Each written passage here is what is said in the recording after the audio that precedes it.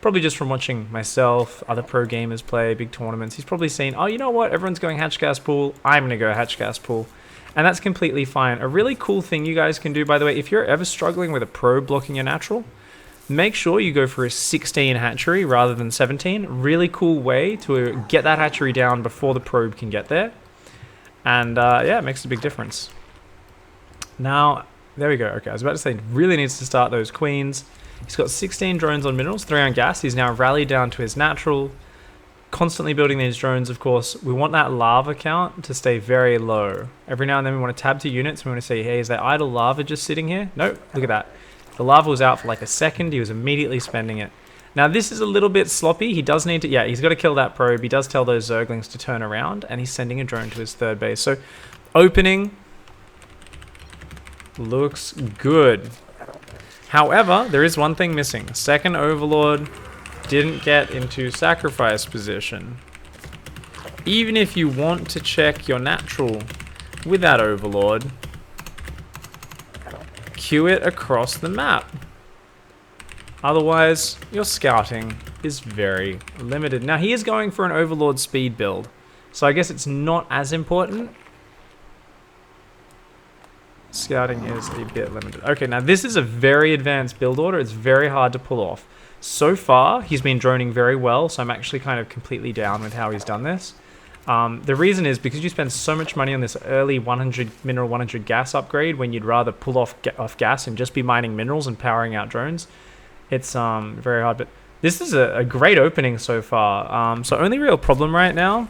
Okay, so OV speed opening, not bad.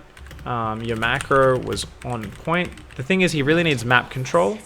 As I say that, look at this. Zerglings going all over the map. That's making me pretty happy. Now, you can't just rely on the watchtowers, though, so you do need a Zergling outside your opponent's base. And he will actually... Does he see that forge? I'm not sure if he was paying attention. That forge is a big tell that your opponent's not going to be aggressive for a little while. And it looks like Cool Cat is actually going for charge and +1. Oh my god. It's a crazy build. Crazy charge timing. This is going to be really cute. So just two gate Zealot, constantly pumping out. These Zealots trying to hide. But Black Sword's going to come in and he's going to see them now. That's sick. Black Sword's gone Roach Warren. He's also added the Baneling Nest. So I'm kind of curious about that. Why Roach Warren and Bane Nest? So that's something where you really only need one at first. Lair was very early this game. And he's building roaches super fast as well. So he's playing a bit overly safe. Roaches were super early. Is this a reaction to seeing the Zealots? Did you register the Forge? Because I'm pretty sure he didn't register the Forge. So this is stuff I need to talk to him about after the game. So I'm like, you really should have... So what I'm going to say to him is you really should have checked the whole base. And seeing the Forge, known you were safe for a bit longer. You ended up having your roaches out more than a minute before the first charge lots arrived. Then, when they did come, you were droning and didn't have enough units. Banelings weren't ready. Super sloppy. Of course, you don't really want to go Banelings and Roaches this early anyway. It can definitely work very well. But against, like, say, a pro gamer or a very high-level player, they'll just spread the Zealots out because you don't have enough units. The Banelings are only important once the Zealots get up to, like, you know, bigger numbers where you're like, well, I don't want to build 30 Roaches to deal with 30 charge lots. Let's just build 15 Roaches, add 5 or 10 Banelings in with those Roaches, and it, you know, will screw up 30, 40 Zealots nice and easy. And that's where you start to really counter your opponent's composition. But in the early stage, the cost of getting the Baneling Nest and the Roach Horn is just prohibitive. It just costs way too much money to get both tech trees when you don't need them. So now, as it is, he has held on, but he lost Roaches, he lost a Ravager, he's making Ling Bane. He's even on probes and there's no third base, so he's still definitely ahead at this point. Oh, maybe not actually. If Storm's already on the way and there's already High Templar out, so... Yeah, he's definitely got to drone up this third base and get like a fourth down, maybe a macro hatch. It looks like he wants to play Ravager Ling Bane. His +1 melee is about to finish, so I like the tech tree. I mean, Ravager Ling Bane's great. Something I do want to make a note of is, are there problems with carriers? And how are you playing against that? Because at the moment I'm playing Hydra Lurker styles because it's naturally heading towards Hydras, so even if I don't realize I'm up against carriers, it's like, oh, well, I'm already heading for Hydras, I can Hydra bust you. Or do a big Hydra drop in the back while hitting the front with a different Hydralisk army, that sort of stuff. If you're going Ravager Ling Bane and you're like, okay, I've got heaps of Ravagers, Lings, Banes, and then you realize they've got carriers and you can't break them, you're like, oh, I'm just kind of screwed because this army is not that great. So you need to like realize what you're up against and really adjust. You can, you know, tech up and play like 3/3 Mass Ling Bane counterattacks, or you can play Ultralisks and all of those sort of sexy, beautiful units. I'm gonna lower my mic just slightly because I find myself, I'm sitting here on the side, slouching around my mic, which is pretty shitty. Alright, his army's way out of position here. Not maintaining map control properly on that right-hand side. It's going to lose a lot of drones. It's only got 50 drones left now. It's just lost a whole bunch of them. And he's going to just rally in here a few units at a time. Morphing Ravagers in the fight as well. Ugh. Didn't make roach speed, which is acceptable. But made quite a lot of roaches actually. So it's one of those situations where maybe it was worth it. Those roaches and Ravagers didn't micro back at all, and there's no creep spread between the bases. So that really does hurt.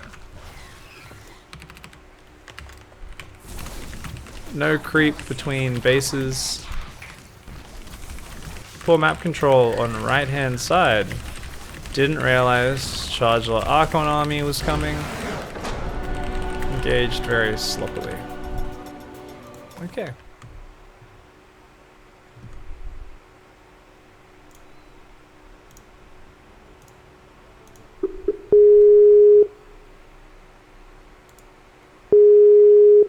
So just gonna give Adrian a call, guys, and we are gonna see. Hey, GG, well played. I'm just very quickly opening the replay on my own, not in a party, to check something. But overall, I want to say GG, well played. What are your thoughts on that game? The usual thoughts. I have no idea what Protoss is doing. 99% of the time. Okay, well, your opening is really good. You know, I don't do Overlord speed openings that much myself right now, but your initial opening build order was really tight. I can tell you've practiced it a lot. So honestly, at your skill level, your first 4 minutes, about 4 minutes, is pristine, beautiful. If you play it that well every game, that's sick. It's well above your level in terms of basic execution of your first 4 minutes. It's from there are a few things I do want to talk about. Now, one thing that pops into mind, first of all, is... Yeah, you know, I didn't actually see a problem with you taking your gas too fast this game. So I really think like the macro guidelines of how you're playing are solid. Like, this is awesome. So let's just talk through point by point very quickly. So first things first, why a Baneling Nest and a Roach Warren? Do you always go for both at the same time every game? I try to go Ravager Ling Bane unless I scout out otherwise, I think. So, yeah, it's probably a camp that's not that effective anymore, but try to play what Newt was doing, like basically Mass Bane, Ling, and around 6 Ravagers or something. Cool. I realize I probably made too many roaches this game. I think it's completely fine, especially against this style, to have more roaches. You know, you can even go roach speed and go up to 20 roaches with this style. It's a great style still. The only problem you can potentially have is against carriers. The issue is you're dropping your Baneling Nest really early, like super duper early. You also dropped your lair very early. So you need to kind of slow down that tech because... you know, at the start when he comes with his first charge dot attack, it's very tempting to say, Well, what counters charges? Roaches and banelings, right? But realistically, you don't need it in those small numbers because it's just so expensive to build a baneling nest. That's 100 and, you got to put a drone into it, costs minerals and gas. A roach warren costs 150 minerals.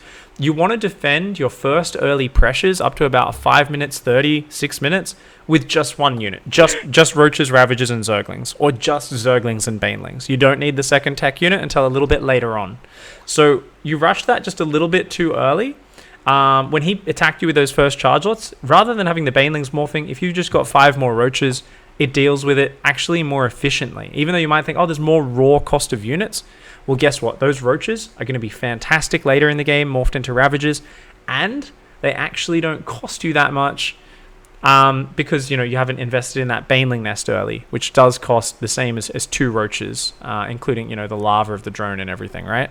So anyway, basically, you want to delay your secondary structure. So you want to focus just on the roaches at the start, get the baneling nest later on, only like after your lair starts. So big thing for you to remember is let's delay. So I'm going to write down a little list of points in your document where I'm going to say, how can we change this?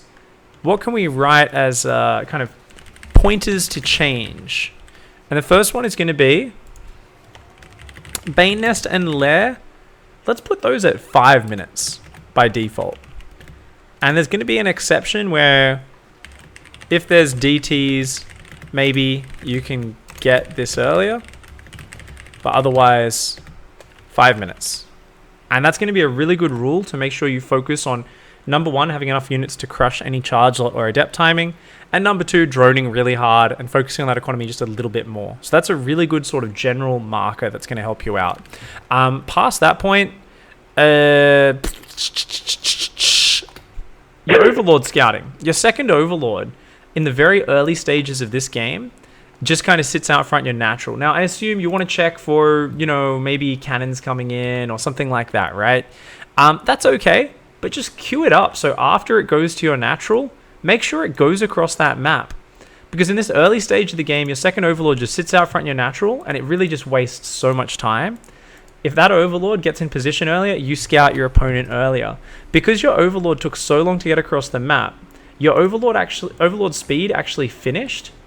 And it wasn't until about a minute after your Overlord speed finished that you actually got scouting of what was inside his base.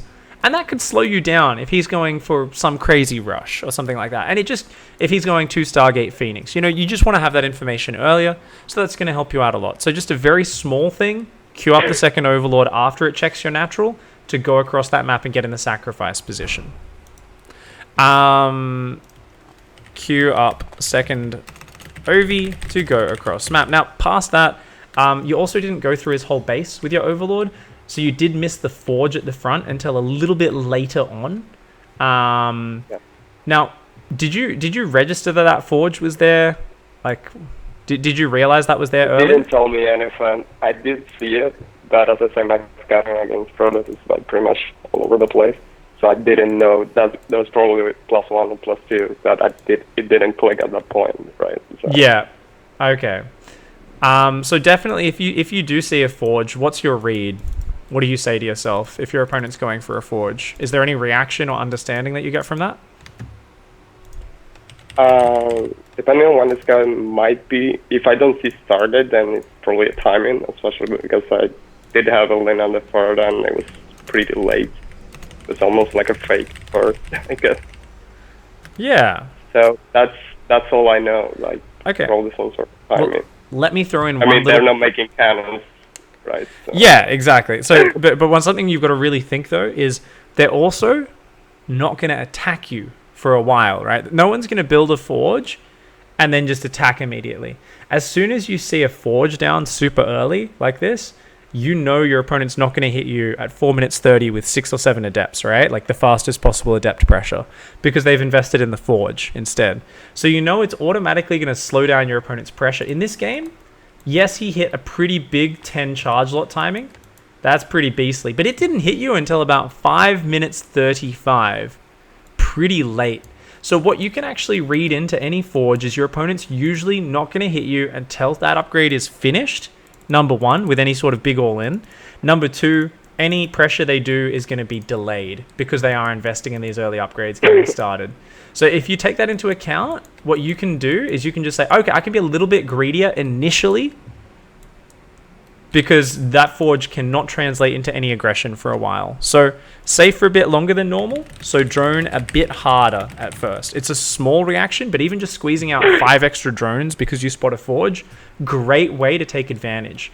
One of the big mistakes that happened this game is you built your roaches really early because you saw those zealots hiding in the main, right?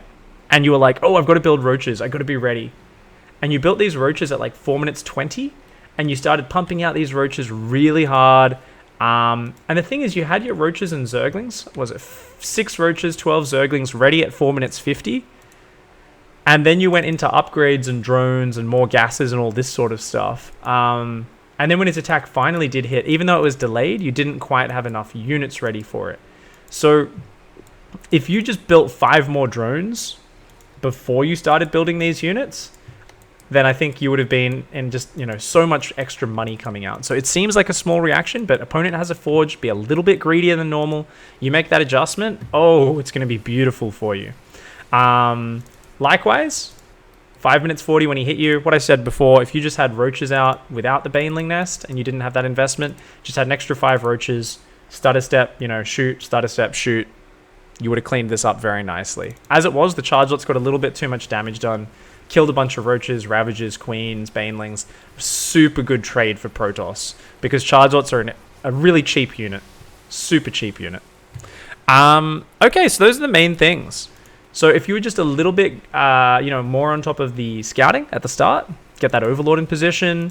If you know, react to that forge by being slightly greedier at first, that's going to make a big difference. I like the style. I like Ravagerling Bane. I think your opening, your first 4 minutes was beautiful. I think it was a really crisp opening. So I'm super happy with that.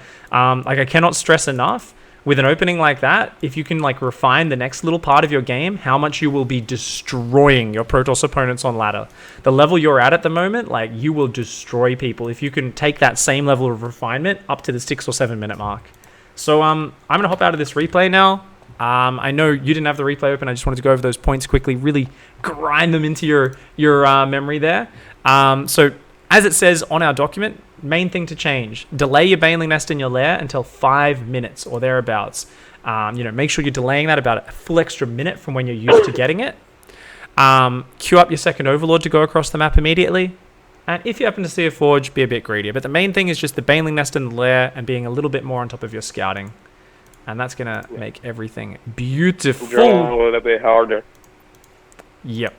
If you see a forge, yep. Okay, so let's get Storm Dragon in here. Fred Source. If he's available. Excuse me, if he's available. I'm getting you into lobby again as well.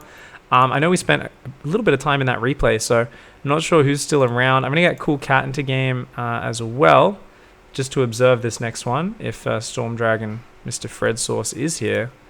So, looks like he is. Awesome. Fantastic. So, are you getting my invites? I was actually reading the doc, sorry. Oh, no worries, man. That's good. That's good. Reading the document is something we always want you to be doing. Just kind of, you know, getting those sort of triggers, those notes in your head, thinking about what you're focusing on. Okay. Good luck. Have fun, mate. Okay. Kick some ass. Talk to you after the game, mate. Smash it. Okay. All right. So, guys, I think that was pretty productive advice. I maybe blathered on a bit too long. Hopefully, with the summary of the points and the fact that I've got them written down in the little Google Drive document, which is what he's talking about reading right there. Hopefully, with all of that, he's got kind of his focus on. He's got his I'm going to kick this Protoss ass, you know, face on, and that should be really good. So let's see how he goes in this game. It is going to be a different opponent. It's going to be him versus Fred Source, also known as Storm Dragon. So thank you, Fred Source, for helping us out. Oh, he's got more. Actually, I didn't look at Black Sword. What's Black Sword got? TAW. Nice. Alright, so guys, Bleak, thank you so much for subbing 2 months in a row, mate. I really appreciate that. Thank you very much. Hey, Chaos Jammer. Oh, you're wackadoo. No worries, mate. Yeah, every now and then BattleNet gets a bit weird. Will you, can you tell me, Chaos Jammer, if you're still there in chat, did you try closing StarCraft and reopening it? Because you might just need to do something like that, but who knows, maybe it's just a really weird server issue.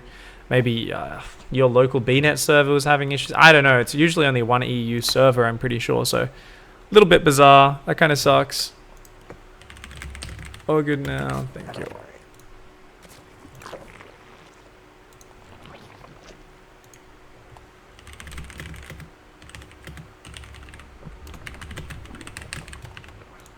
Okay, so just gonna delete my tweet from before about still looking for a diamond Protoss player on EU. Delete, delete, delete.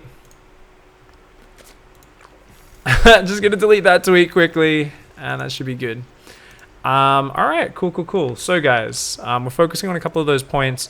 Like I said, his opening was beautiful last game. Normally I look at someone that's going in Overlord speed opening, and I'm like, dude, your early game macro is not on point. And Overlord speed costs a lot. You really need to have pristine early game macro if you want to do an Overlord speed opening. Because it's going to slow you down a lot. If you're not doing everything clean and then you're like investing a whole lot of money to have good scouting information, it's so bad for you. Because you're like, yeah, I have more scouting information and I don't have enough money to do anything with it. Even though I know what's coming, I can't stop it. But Black Sword here, he's had a really crisp opening. I can tell he's practiced it a lot. So, you know, he should actually be really good. Looks like Fred... making a little error here, accidentally having 2 probes down. He's got to put that cyber core down. There we go. Not the worst wall. I honestly do not look forward to playing PvZs on this map because I don't know how I'll wall this off. I think I'll go pylon there and I'll go like gate, core, gate. I think you can do a 3 building wall off. So like, I think if this gate was just placed there, this would like be a super sick wall. Put the pylon back there, move this gate up, and yeah, your wall's a little bit stronger. Anyways. This is ZvP coaching, so we will be focusing a little bit on what he's going to be running through. So opening looks good, point is to change. Alright, so now let's go down to game number 2. We're going to write some notes. Game 2, Belshir Vestige versus Storm Dragon. So, good to see the second Overlord was queued across the map this time. Where are those drones? Where are those drones? We really need those drones coming out. There we go. Okay, good, good, good. He's spending his lava well. He's building overlords. He's so consistent with this first few minutes. This is great to see. I'm very happy, very impressed with what I'm seeing. Into the mouth. Roach Warren is very early. That's like a super safe Roach Warren. Especially after seeing these natural gases, he should not be doing that. So this is something I do wonder, how is he going to react to these natural gases? And let's take a look at this. Spotted super fast 4 gas from Protoss at 3 minutes. This tells you there's 0 pressure coming for a long time because Protoss has cut a lot of mineral income to mass gas.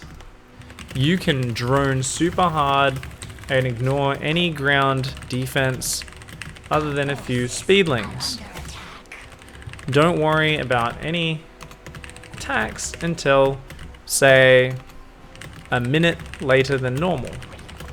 So drones straight to, you know, 50 drones, 50 to 55 drones, 3 gases, and only then worry about the aggression.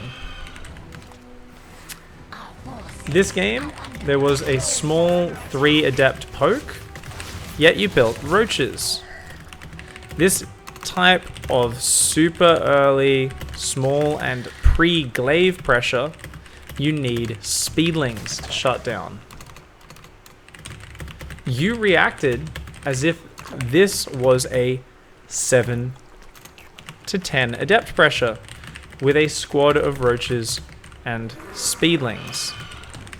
This is a big overreaction. So this is one, we're definitely going to hop in this replay together and I'm going to run him through point by point with his reactions and his scouting, why he's not adjusting properly and what he needs to start doing to be a little bit more on point with that. In the follow-up to this, even though he overreacted, he's still even on workers, which is an okay place to be. Once the Protoss drops the third base, you really want to start overtaking the Protoss in workers. Preferably, you know, if you've played very well up to that point, you'll have windows to get ahead. But no one's perfect, so we're not going to be too critical on that front. Big problem is he hasn't been building a lot of overlords. He's got 3 overlords about to pop now, though, so that will make up for that. He's going to be going up to 3 gases, which is good. Building a lot of roaches and zerglings. Really, you can tell he's very unsure about what exactly can come out of Storm Dragon. And the thing is, with overlord speed being something which he has access to, I don't think there's any reason for him to be worried, because I guess he did see extra gateways going down. So there are some mixed signals coming. That's 8 gateways. Okay, yeah, all right. I can see why he's making a lot of units. Alright, he's building 10 drones now, but this is the thing. It's like, well, you haven't seen any idea of whether or not he's committing to that third base. Going for an aggressive poke here is a great idea. I really do like it. And I mean, this base is so exposed. It's going to go down. That mothership core is not in position. If he just attacks it, it will die. But because he's droning behind this, he's not reinforcing. This is something where you've got to be really careful as the Protoss player to not get trapped on the enemy side of the map. You know, if you get force fielded up against like 2 immortals that have popped out, or like a bunch of charge lots and archons, like your army's just going to get torn apart and then you're dead because you're droning super hard. So right now, because Black Sword's taken so long, it actually makes no sense to attack anymore. If he attacked straight away, he could have got damage done. We saw that, you know, Fred was a little bit vulnerable there. But now he's out in the middle of the map, and once again with no vision in front of his army. An army could walk down here, cleave his army in 2, and he's got no vision. So standing his army here for so long, this is getting to the point where it's like, whoa, this is very risky. This is very, very risky. Very risky army positioning. Around 7 minutes on the right. No watchtower. No vision. Could easily get trapped. So very blind with that army. Also not the right time to be attacking. You just droned to 70 drones. No reason to attack right after you just massed workers. Don't mass banelings until bane speed is done. Just have some mixed in and on a different hotkey is very important. And that's something he doesn't have at the moment. On a different hotkey.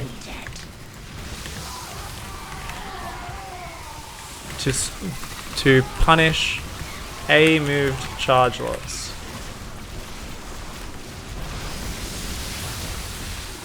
So we saw here he lost a lot of mining time. He did actually, you know, transfer his workers to his 4th, which was good. But all these banelings are such a waste of money. You know, wasting them on just small numbers of units.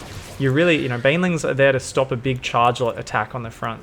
And right now he's very slow to react. He's struggling a lot. He's building drones right now. I mean, this army is so exposed to Fred. I don't know what Fred's doing. But Black Sword's making enough mistakes that it's kind of almost working. If he didn't throw away his Immortal and a couple of Templar there, I think it definitely had a decent shot of working there. So he's starting his melee upgrade finally now, and that's kind of big. So don't mass baneling until baneling speed is done, just to some extent on a different hotkey to punish A-move charge lots. And let's look at some positives right now, guys. Overlords on the edge of the map, creep spread spreading out. Like in terms of a diamond level play, 4200 MMR, this is pretty sick, pretty good balanced play. Yes, it's the higher end of diamond. It's about 4200 MMR right now, but still it's pretty sick to see. You know, he's doing a lot of different good things. Now, what's wrong with this army is it's almost pure baneling. Yes, there's some ravages and banelings are the core, but there's no zerglings in here at all right now. So I do like that he's building more drones, but I don't know why he keeps moving kind of across the map and morphing these banelings aggressively like this, unless he actually plans to attack. And yeah, look ahead. Don't just walk in unless you actually know what's coming. Normally I would just send Zergling ahead to see what's up, but sending some changelings is going to make me pretty happy. So I like that he's, you know, not just YOLO A moving with no idea what he's going to. Seeing just a few High Templar, Chargelots, and Immortals, you know that's not a very scary army, and with so much economy, he can kind of just go A-move crazy right now. I like the pullback on the banelings there, but messed it up just a little bit. Now the Banelings get on top of the High Templar. Looks like he's going to be able to roll over this base, which is pretty sweet. Zerglings are going to rally in and get Shrek'd, unfortunately. Oh my god, there's actually Colossus there. He's got to get out of there. He's got to get out of there right now, man. You never want to lose your Ravagers. So the thing is, something you got to be really good with this style, always pull Ravagers back the moment all the other units are killed. Yeah, if he just keeps massing Ling Bane, he can overwhelm this army. He definitely should not be building drones right now. He's already on 75. And he should not be fighting here. So this is a classic... Yeah, just run away, get out of there. Run. Unfortunately, a lot of those Banelings are dying as they morph, but that's okay. It's not the end of the world. Just pull back, wait. You've just killed the third base of the Protoss, so you know he's on like 2.5 base economy, and even after losing this base, you've got your own 4 bases. So, like, you know, he's way up. There's no meat in front of those Colossi. Yes, they're a powerful unit. They aren't necessarily going to be able to stop this. Now, the other thing is, if they've got Colossi, well, what's going to beat Colossi? I mean, with this sort of style, Ultras is a perfect answer. Vipers are fantastic with Blinding Clouds and Abducts. Ravagers and Lings aren't that great. And you notice there's actually triple Robo Colossi production right now and double upgrades against just +1 melee Zerglings. So I feel like Adrian, he's building Hydralisks now, which is the last thing you want to build against Colossi. You definitely can overwhelm this army with Ling Bane, but you will need to have the sickest surround of all time, which even a lot of pro gamers would not consistently be able to execute. You know, when you've got Archons and Colossi, especially if they spread out a little bit, I don't know how you're going to take that on. And adding Hydras in, this is not the unit you want against this. Yeah, Vipers are super ideal, so that's something we should talk about after the game as well. Versus Colossi, what should we do? Hive. So you can go Ultras or Vipers, are both fantastic compositions. Hydras are the last thing you want to build versus Colossi. In small numbers, you can... This is going to go so badly. You can overwhelm with Ling Bane, but in this case, it was triple Robo production. Mass Colossi. Alright, that one was really close. So, I know Adrian gets super tilted by Protoss, so I'm going to have to try and direct this.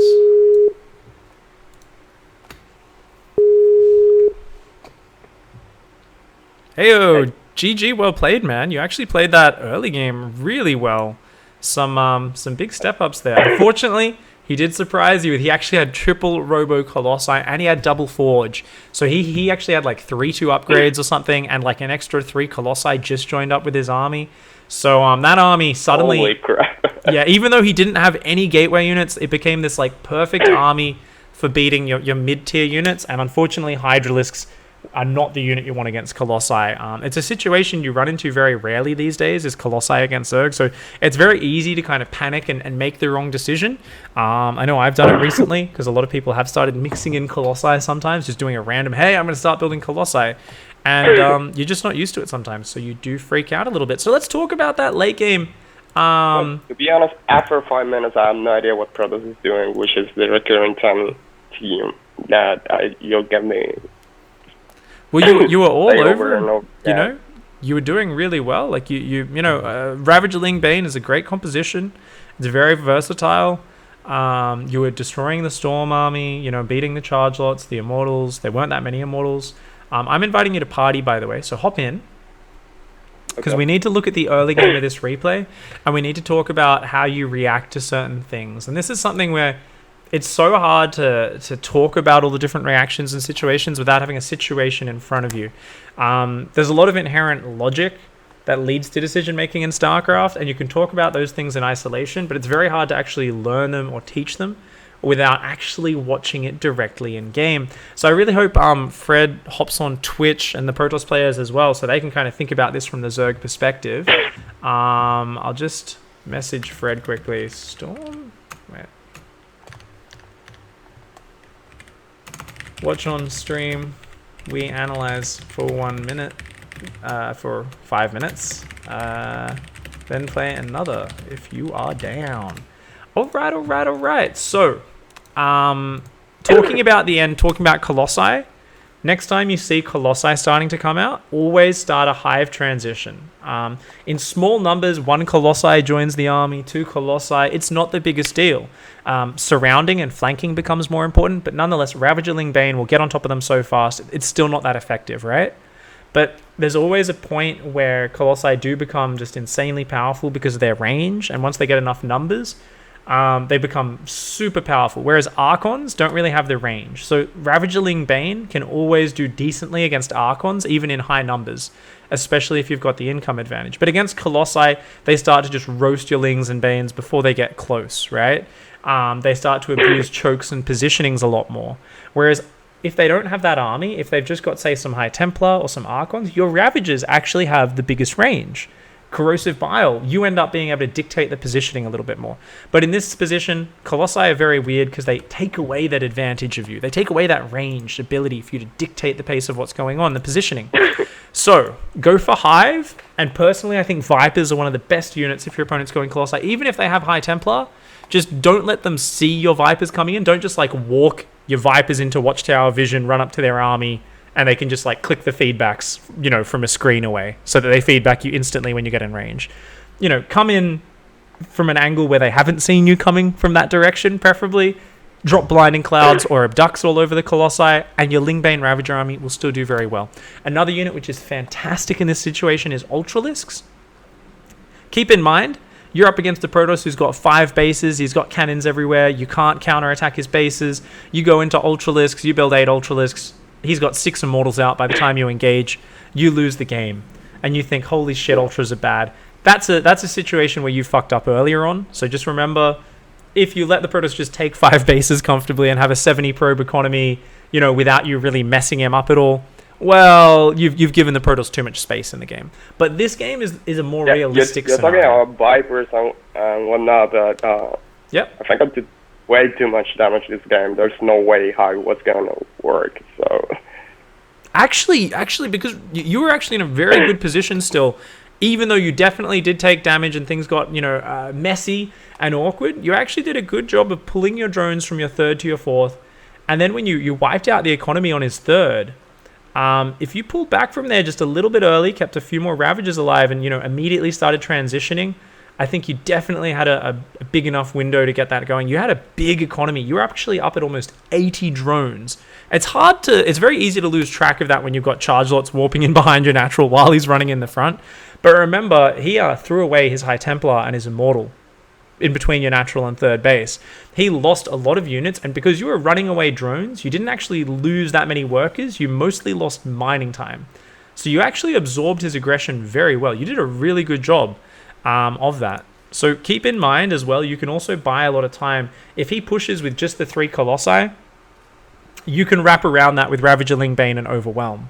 But if he waits for the 6 or 8 Colossi or whatever, suddenly your Vipers get out just in time, you drop a few Blinding Clouds, his Colossi are kind of derping around a little bit, you can actually take that out because there was very few units in front.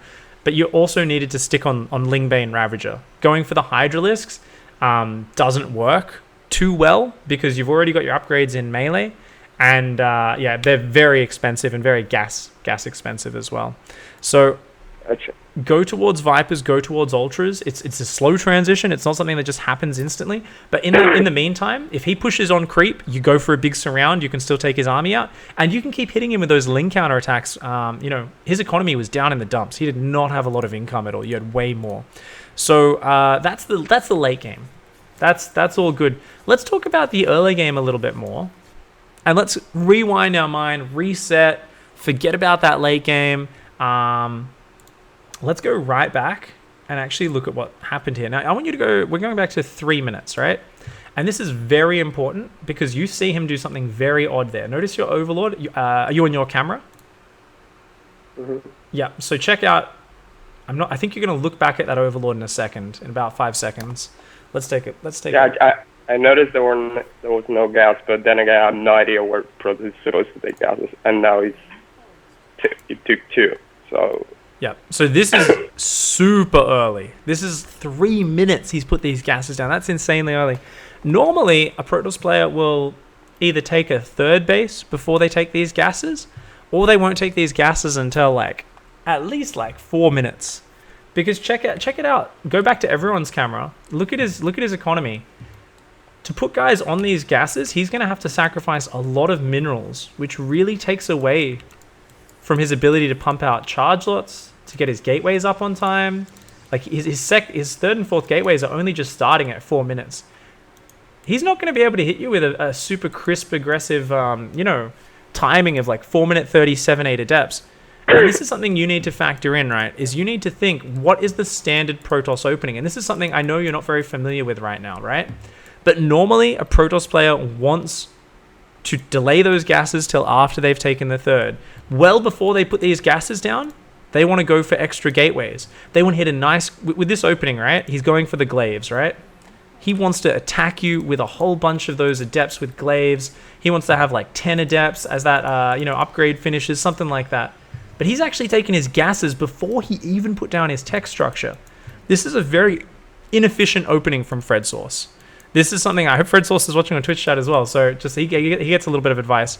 You should always be going for that tech first as the Protoss. If you rush these gases, you're getting a whole bunch of gas you're not going to be able to spend. Let's fast forward till about 5 minutes and let's look at all the gas that starts banking up for Fred. He's got 300 gas just sitting here and he doesn't have any way to spend it. By 5 minutes, he has 500 useless gas sitting in the bank. Now, you don't know that. He could be hiding triple Stargate in the back of his main, potentially, assuming you didn't have the Overlord scouting, which you did. But what you're always going to know simply from seeing those gases go down so early is same as the Forge, those gases are not gateways. They are not going to get out fast Zealots. They're not going to be fast Adepts. So whenever you see the Protoss investing in something that is not the normal, I make 3 gateways or 4 gateways, I make upgrade for my Zealots or my Adepts, I make Adepts or Zealots, and then I come attack you at somewhere between 4 minutes 30 and 5 minutes 30. If they invest in these other things so early, this is taking away from that attack, which means you can once again be a lot greedier. So in this particular game, if you reacted to that, what I would have done, so right, so spotted super fast 4 gas. So what would I have done here? Let's write that down in our Google Drive document. So when I spot this gases, let's put this on your camera while I talk about this, and there we go. So what I would have done, I would have said, whoa, you're taking those gases right now at like 3 minutes? What the hell?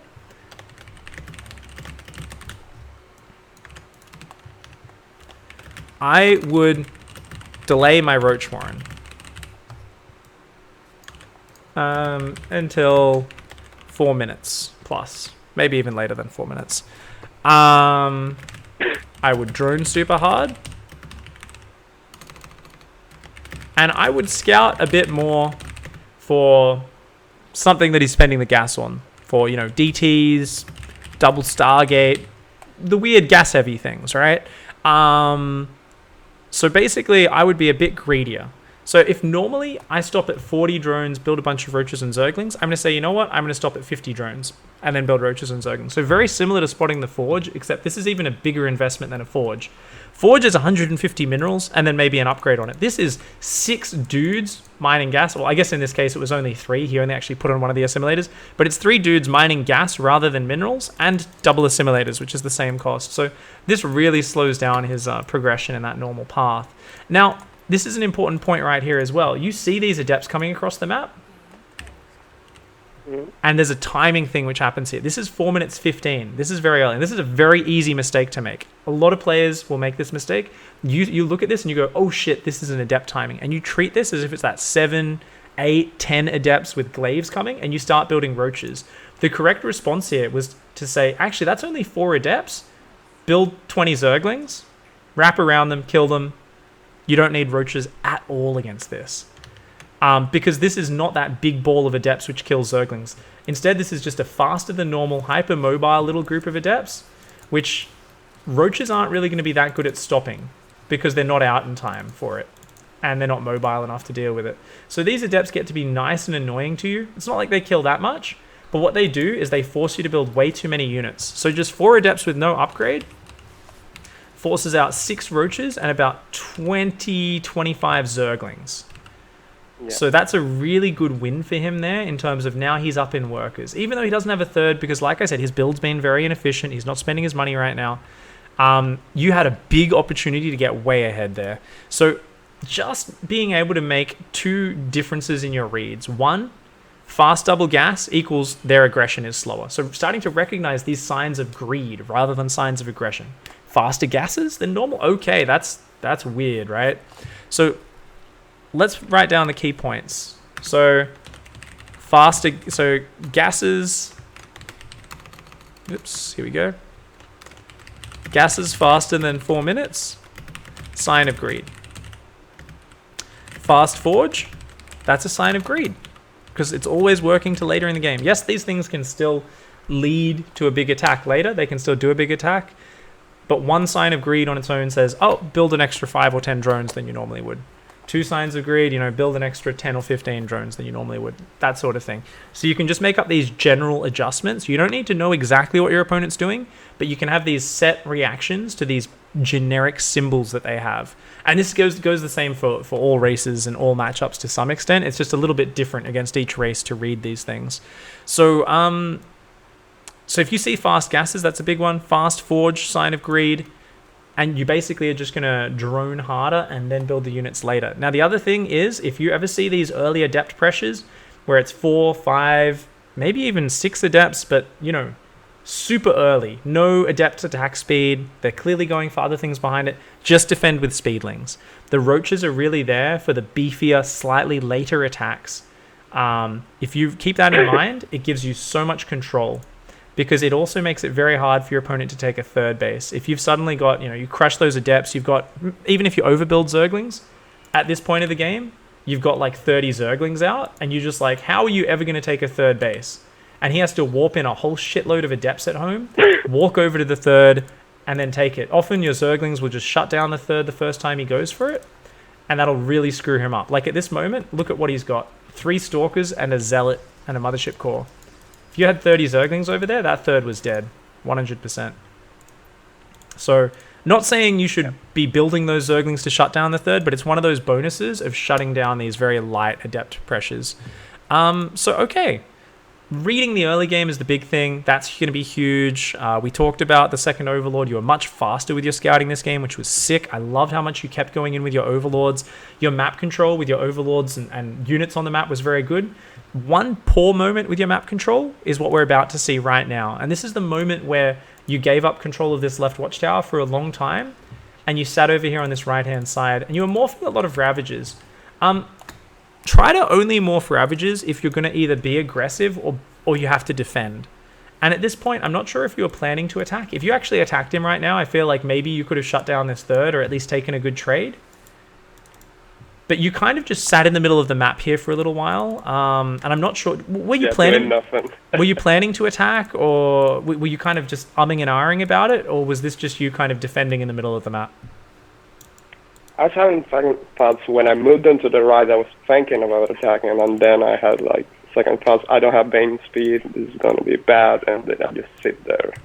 I think that's fine as well, because especially after time goes by, like at this moment, you're moving further forward. And this is where it actually makes no sense to move forward. Because when you first moved out, you were at 50 drones. You then built about 20 workers since then. Put down a few more gases, put down some more buildings. And yet then you still move forward. So this is just a moment where it's one of those classic StarCraft lessons where you tell yourself, shit, I should have been more decisive. I should have said either I'm attacking here or I'm not. Ideally, because you're droning up so hard, if you're droning, you don't really want to overcommit to an attack, right? What's the point? You're not committing to it. If he gets on top of you with charge lots or something, or force fields, things can go very bad. You can lose your expensive Ravagers. So just put a Zergling on the watchtower, pull your army back to a defensive position. And if you did that, your life would be so much easier, because this Warp Prism, it catches you way out of position on the map. And that really does hurt you. The other thing is the Banelings. When you don't have Baneling speed, you morph way too many Banelings this game. You start morphing insane amounts of Banelings. And without Baneling speed, it doesn't really make sense to have more than a couple of Banelings to stop enemy charge lots. So just keep that in mind. Okay, so at this point of the game, remember, he's only at 56 probes. His economy is not that great, but he is going double upgrades. You were very slow to start your Evo chamber this game, and I think it's because you were distracting yourself by thinking about attacking but not committing. So I think that like slowed you down thinking about some of your macros. So even though you had a very nice drone count, not getting the upgrades really hurt you a lot this game. No +2 melee the entire game. Yeah. Now, you also use a lot of banelings here to blow up on individual zealots and adepts. This is why it's always important to keep those banelings on a separate hotkey. Snoot, when he uses this style, actually uses 3 different army control groups. 1 for Zerglings, 1 for Roaches and Ravagers, and 1 for banelings. Personally, I'm lazy, and most players can't really handle 3 control groups, so for you, I'd advise 2 groups. You really need those banelings on a separate hotkey, so you just command them towards any big clumps of zealots, but otherwise don't let them just run into individual units, which is what we see a lot, unfortunately, in these engagements. Yeah. I saw some good control click micro at some points, but definitely could have been a little bit better. So really focus on hotkeying those banelings separately. Your creep spread was a lot better this game. That was really beautiful. You know, besides the 1 or 2 map control things, like giving up the right-hand side watchtower for a long time, you actually controlled the map pretty well. And look at your economy at this point. Yeah, you took a bit of damage there, but look at the supply. Look at the supply, as Todd would say. Le Todd. He would, you know, you're in a good position. Problem is upgrades and tech, right? Because he's going for this weird triple robo double forge. It's like you actually do need to do damage right now. So you are going to do damage. You're going to spend a lot of gas on Ravagers and Banelings here. You're droning super hard behind it. So you're going up to like a massive economy, and you're about to wipe out his whole third base economy. If you actually just rolled over his army and ran into his natural and third, he loses the game right now. So if you were a little bit quicker to split off Zerglings or send in this Overseer and these Changelings to see what was here, like that is a paltry army, right? So just being a little bit more decisive with this attack, you could have easily both killed the third and his natural of workers, seen the Colossi coming out, and then immediately go, oh shit, build an infestation pit, go for Hive, you know, keep spreading creep at home and just only engage those Colossi if they come in deep. Here, at first, the Baneling dodge on the Storm was good, but then you moved back into it, took a bit more damage than you needed to. Unfortunately, you didn't finish the third Nexus here either. So I think if your Banelings even just clicked on the Nexus, it might have actually been a little bit more efficient. As it was, you stayed a bit too long with the Ravagers. Always leave with your Ravagers once your other units die down. Losing these Ravagers is massive because you had about 10 before that fight started. You lost about 8 of them. So that was really big. Also, you stayed at this base way too long. Whenever your opponent's counterattacking you with a big army, remember, you've got a huge bonus on creep. Just make that kind of decision to evacuate your base much faster, especially because you've just killed his third base or all the probes on it, so you know you're way up on economy. You're on 5 bases, so you've got to be very quick to make that decision. Say, I'm way up in economy. Do not risk fighting him right now. And your Hive should already be starting about now as well. Your if you put down that infestation pit the moment you saw the Colossi, ran away with your units, didn't lose all these Banelings, you know, it would actually still be pretty decent for you. So it definitely would still be hard because he's got the double upgrades. You don't really have any upgrades, but definitely don't go Hydras in future. Go for those Vipers. Try to get Ultras out as well, and you will have a pretty decent time of it. So good Zergling counterattacks as well at this point, because imagine if you're going for Hive, you really need to buy time. So the threat of like Zergling counterattacks and base trades is so good for keeping the Protoss at home for an extra 30 seconds or a minute, and then, you know, bam, you're completely ready to fight his army with blinding clouds, ultras, stuff like that, and he's not. But as we see, his 3-2's like getting close to finished. I think he at least has 2-2 done when this fight happens. And your Roaches and Hydras really don't do anything. You lose a lot more Banelings there running into those Colossi. Army supply-wise, you're just about equal, and obviously his is much higher quality. So not a bad game from you at all. Just a few key things. So to summarize, let's clear our head of everything that went right, everything that went wrong this game, and say, you know what? You are so close to being sick good at this matchup. Big thing you need to start working on is your understanding of Protoss openers and really memorizing those signs of greed, those tells that let you be a bit greedier. You see 2 Stargates, you know you don't need to build a Roach Warren and Roaches, right? You see fast double gas in the natural, you know you don't need to build a Roach Warren and Roaches. You see a fast forge, you know you can delay those roaches for a little while, right? And because your Overlord speed scouting is so good, you're always getting vision. So even with a weird opening like this, where you're like, well, you've taken those fast gases, I can be greedy, you're still going to scout that afterwards he's dropping more gateways in a Twilight Council. So you're like, oh, he can still do a big attack. It's just going to be very delayed. So after being greedier than normal, you can still build your 10 roaches. You can still build your 15 roaches, you know, to be nice and safe. It's just a matter of being greedier initially when you have the right tells in front of you. If you can get that down, you will be playing at like easily a mid-masters ZvP level. Right now, it's just learning those reactions, which is going to just give you this fat boost to your skill level. It's going to make such a big difference, man. I gotta say that's probably overly optimistic. It's the matchup that I'm the most lost at. So I think what we're going to do as well as a little homework exercise to get you in the right mindset for this as well is I'm going to write this up. So for now, let's host up one last game to finish up this coaching session. I don't know. I think we started. I'm not exactly sure. What time did we start? Let's see when the first call was. 8:13. Calling Jewish. Okay, so we've already been going for an hour. So we don't actually have time for another game, but I do really want you to play Fred one more game. Unless I guess we could do an hour and a half, right? Because I think you've got the credit for extra time. So do you want to do one last game of coaching, and then we'll finish up after that? Sure. How much time do you have? Sorry? How much time do you have is the only question. No, we can do it. I've got time. I'm enjoying what we're doing, and when we see progress like this, I really want to see another game and keep giving you that direction. So, I mean, at the moment, you've got a very odd amount of time left anyway, because I think we went overtime in a previous session. So you've got, I believe, 3 hours and 25 minutes. So we can do an hour of 25 minutes to bring that down to 2 hours rounded. So we can do one more game, and that will bring us back to a nice amount of rounded credit in your account. So that should be beautiful. That went right past me. I suck at math, so. No worries, man. No worries. Awesome. This should be great. So hopefully Fred's still around. I hope he doesn't mind. I hope he didn't mind waiting around and chilling and stuff. Hopefully, looking at things from both sides, he kind of gets a bit of insight as well.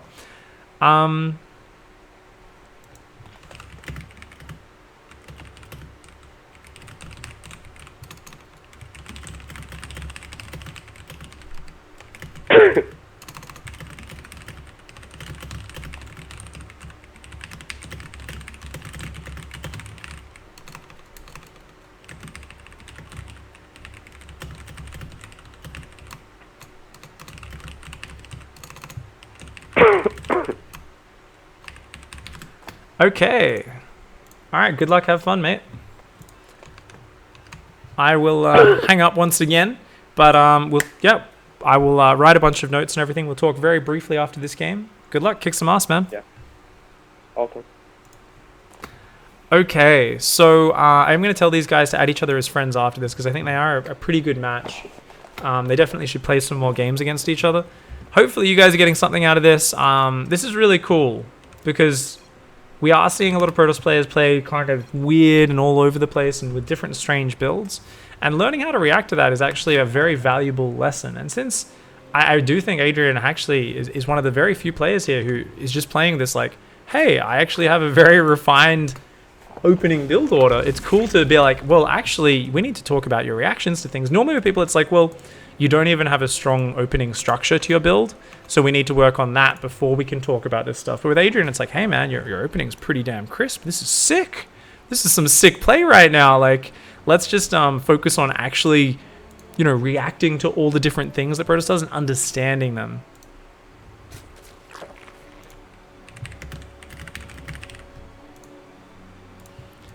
Awesome. Perfectly addresses your gold Terran play. No worries, Jay McCanna. I'm here to help. I know Terrans need help with their ZvP. It's just standard, mate. Hey, Tenchi, what's up, mate? Thank you so much for hanging out. And Chasu actually subscribed just before as well. Holy shit, Chase. Thank you so much, mate. Bleak SC sub for 2 months in a row as well. Thank you so much, guys. I really appreciate it. Wallace says, is this working? Yes, we all saw your message before.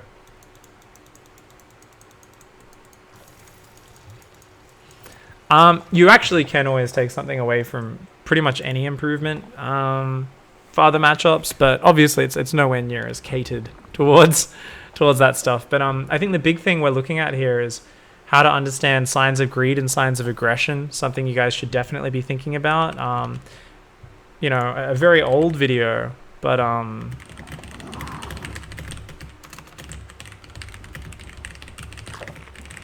from my YouTube channel that's worth a watch is it's just an old scouting highlight. So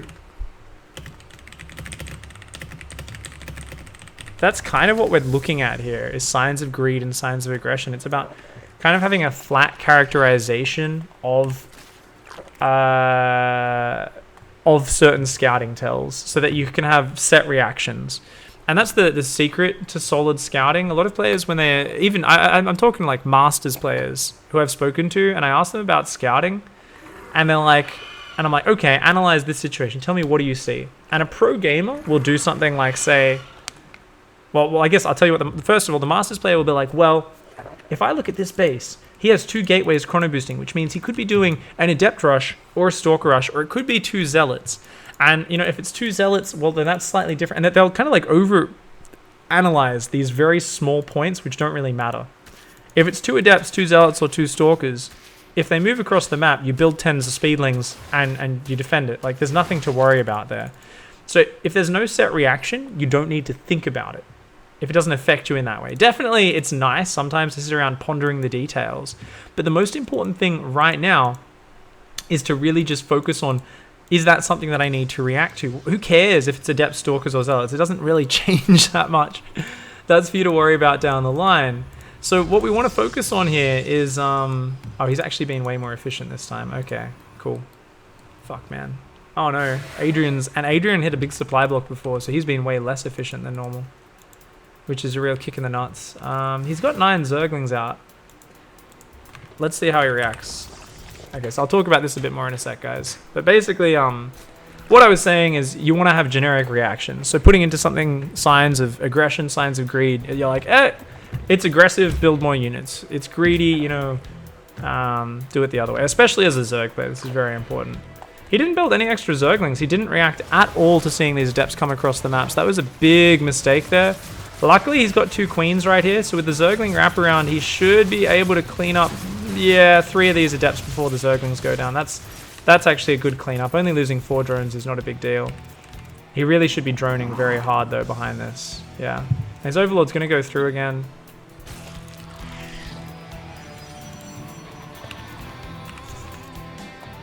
I did ask Fred to go for the, to go for the fast double gas. He didn't end up doing it, but it's still good practice here. Still very good. Something could not be evaluated? I don't think that's what I said. Hey Adnil, thanks for hanging out, mate. Yeah, we'll be playing ladder in just a moment. Dailies will be starting up again tomorrow. I really wanted to make sure my mic was all good with my new compression today. I didn't want to do a daily where the audio is just terrible and I have to redo it. So using a new mixer, everything should be pretty beautiful, should be sexy, but we'll have to see how it goes, of course. Very few units on the map right now. Yeah, it's like you need sick map control if you want to be this greedy. Being this greedy makes sense, kind of, but there are 4 gateways. Like, lots of adepts could be coming across the map, so you really should have Zerglings out right now, seeing what's going on. There we go. He's building 8 roaches now. So there we go. He's not just being insanely greedy. Sometimes players take being greedy to the next level. They're like, well, he shouldn't be able to do a strong attack right now, so I will make 78 drones while hugging my supply count and no units. And the enemy moves out, and the player's like, shit, build 6 overlords. As my response to that before I can build any roaches. And you're like, yeah, you probably, like, there should always be a certain point where you squeeze out a round of units. When you hit like 2.5 base saturation or something like that. There should always be a point where you build a round of roaches. I do really like that he was a lot greedier this game. So this is very nice. Game versus Fred on Belshire. Game 3 or 4. Fred on Belshire. Good job being greedier this game. Well done. There we go. Put you guys back on resources. Shut down most of these adepts.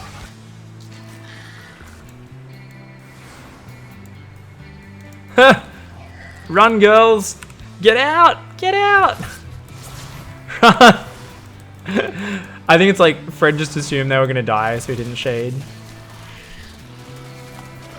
That's cool. Fred has no units at home right now. He's going for like the fastest storm ever. He has a big problem with consistent production. Oh, this is really good though. Buying him in time right when he needs it. Right when he needs it.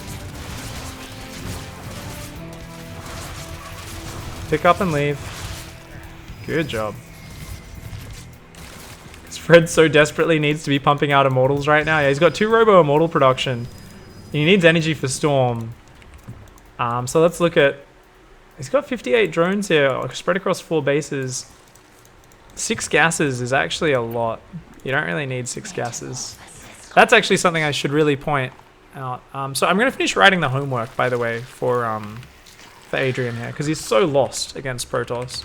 And even when I'm pointing things out, he's like, oh yeah, that makes sense. And the next game he's like, yeah, I'm just so lost, I don't know what's going on. So he does a little bit of a mental block there. Homework. Watch 1 PVZ from the Protoss point of view each day. So 1 PVZ replay each day on regular game speed. Analyze exactly what their goals are and try to get in their head.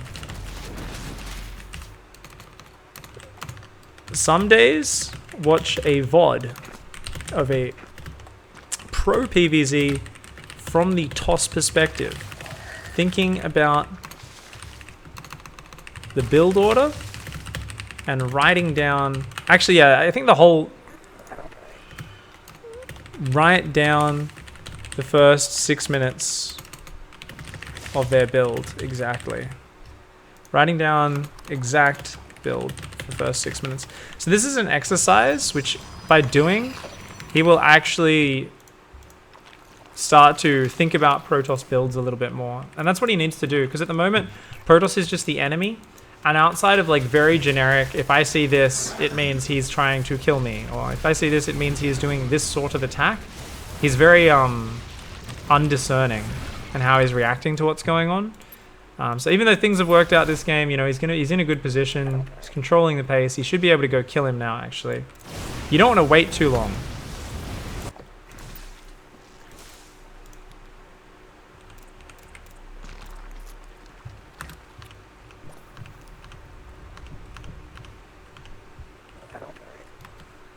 Yeah, what's he doing? He's got to go kill him. It's like you have so much money right now. You've got to trade off units. Counterattacks is not a bad way to do it. This is gonna do massive damage. There are colossi on the way. Oh, if only they went for the probes, they would have killed so many. I mean, he ravages the natural. The third is down. He needs to pull back with his main army though. He's wiped out the economy. It's 20 probes left.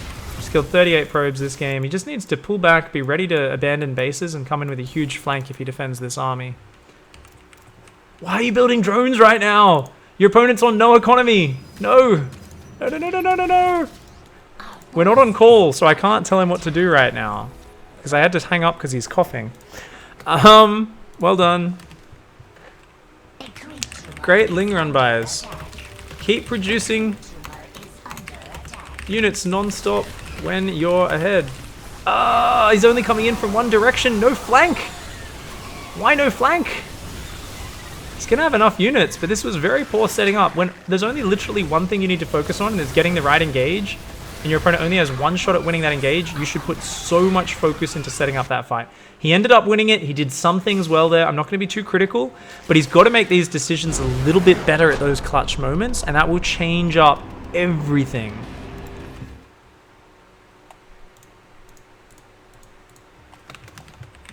You got into 20 probes and kept building drones. Just build units. You didn't flank in the main engagement. Alright, let's go.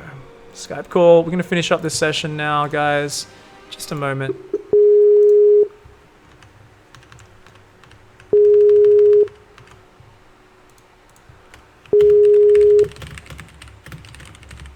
Hey. Hey, hey!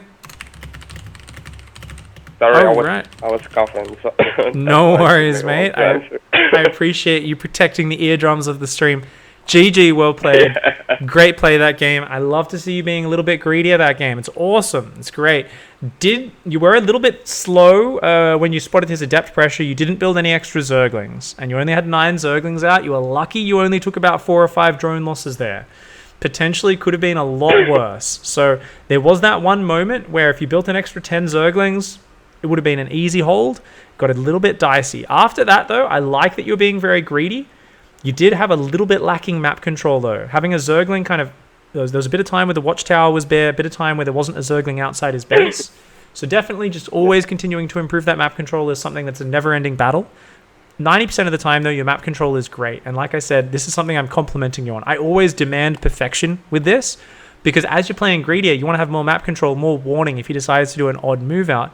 But honestly, the play is looking better and better every single game. Now, the big thing, which I want you to do for homework, is to, every day, I want you to watch one Protoss replay. ZvP replay, or you can download pro replays or watch pro VODs. But the important thing that you need to do, and this is an exercise that'll take you about 20 minutes, because you'll need to pause and play, is you need to think about it from the Protoss point of view, get in their head, don't watch from the Zerg point of view at all, only the Protoss vision, and I want you to write out the Protoss's build order for the first 6 minutes of the game. And this is important because it's going to force you to think from a Protoss perspective, evaluate from the Protoss perspective, and understand the Protoss build orders. At the moment, you're at a point where you're doing so many things right that your ZvP should be much better than it is right now. But there are a few moments where you're not making the right calls or decisions, and you've had bad experiences with Protoss in the past. You've been traumatized by them. We've all had this moment where you stop thinking about Protoss as just another player behind their computer who's got their own set of problems to deal with, and you start thinking about it as this just bullshit race where it's like the turd monster, and it's just throwing shit in your face constantly, and you don't understand where this shit keeps coming from, and you're like, this is ridiculous, because you lose that logic and that emotionless. So starting to think about it from your opponent's point of view, from the Protoss point of view, just by doing that once a day is actually going to be a great exercise for you to start thinking about Protoss build orders, learning to so then you'll be playing a game, you'll see something, you'll go, what the shit is this? I understand Protoss build orders pretty good after doing this for a week or two. What am I looking at? And then, you might screw up and make a mistake. But then you watch the replay quickly and you go, you know what? I'm an idiot. Well, his build didn't make that much sense. But you know what? When a build doesn't make sense, go back to your basics. Say, that's a sign of greed. He's getting the gases really fast. Or, he doesn't have a third for a long time. He doesn't have many gateways. He's just getting heaps of gas. But then I built roaches for no reason, so I didn't get as many drones as I could have. I could have been greedier at that point. Start to fine-tune those reactions, and already you're looking much better with that stuff. The last thing I want to talk about is a mistake you've been having in your games where you're getting ahead in economy. You're running in, you're ravaging these Protoss players' economy, and you need to be a little bit more decisive when you do that. Every time you want to have a running idea in your head of where your economy is at and where the Protoss' economy is. And the way this Ravager Lingbane style works is you want to either crush their army and just keep crushing their expensive units so they can't get up that big critical mass. They hit like 8 Archons with Storm and 6 Immortals, becomes like really hard for you to do anything to. They hit 5 Colossi, it becomes hard for you to do anything to. But when there's just a few High Templar and a few Immortals, you can just get on top of it and kill everything, right? So you either keep killing their army or you keep killing their economy. What we keep seeing in your games is you kill their economy, you trade off a lot of your army for their economy, and then you build drones afterwards. And that's, even if it's just 3 or 4 drones, it shows that you're not being quite as quick on your decision making and your assessment as you need to be. What you need to be doing is you need to look at the situation and you need to say to yourself, okay, right now he's down to, in that game, it was 20 probes at one point. When you wiped out all the probes in his natural... I lost so many games because of just what you're saying right now. Exactly, right? Like So many games. it's just making that reaction faster. The moment you kill a lot of economy like that, you know you're losing all those Zerglings that are trapped in the base. That's a lot of Zerglings. That's a lot of army. And you queued up 3 drones. And I was like, you're on 66 drones versus 20 probes. What are you doing? And then you kept building units after that. So it's not like it was like this huge mistake, but it shows your mindset being a little bit slow to react to the situation and realize I've got an advantage. All he has is one push. At that moment, your opponent is all in. He has one last push, and that is the only way he can win the game. And all you need to focus on there is sacrifice a base if he pushes it. Do not engage until you're ready. You know you're pumping way more units than him. You're reinforcing. And what was his army? Colossi and Storm. You need to flank that army, or there's always the chance, even if you're way ahead in army supply, he just like rolls over everything with like a 6 Storm Colossus combo, right? So in that time, you engaged front on. Luckily, his charge lots were way in front of his units, and he didn't land the 6 Storms. But it had the potential to. So if you didn't build those drones, just kept building units, moved back, and even before he moves across the map, you're spreading your units out, getting ready for the flank. This is something you'll see pros do in this situation. They're like, okay, I know this is coming down to one fight. I need the perfect engagement because if I win this fight, I win the game. Doesn't matter if I lose a base to harass.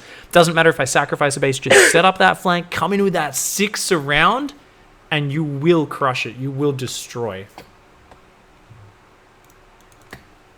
So, awesome. I think this was a really good session. I think the fact that you came in here with such a crisp opening has made things really helpful because we haven't had to focus on your opening. Your opening is already good. You get to focus on the more interesting things, which is really understanding how to react and adjust and adapt. So I think you're going to improve really fast. Make sure you do that homework I'm talking about every day. Even if you just grab one of your own recent PVZs, watch from the Protoss point of view, and write down either with a notepad or a Word document a detailed build order for the Protoss. Do that for a week, and I guarantee you your understanding of Protoss and scouting is gonna shoot through the roof. Yeah. Awesome, man.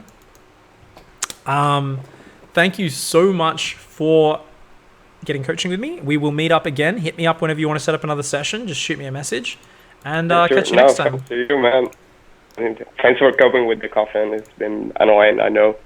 No worries. I mean, it's nice when I get to just watch and write a lot of notes because I get to spend a lot of time deep in thought watching you play. So it's been really good. And yeah, you played very well today, man. Awesome. Thank you. Once again. Add Storm Dragon to friends. You guys should practice some more games if you're both down to it or whenever you're both free. But yeah, otherwise, have a good night, mate. I'll catch you later. Yeah, you too. See you, man. Bye. All right, good session.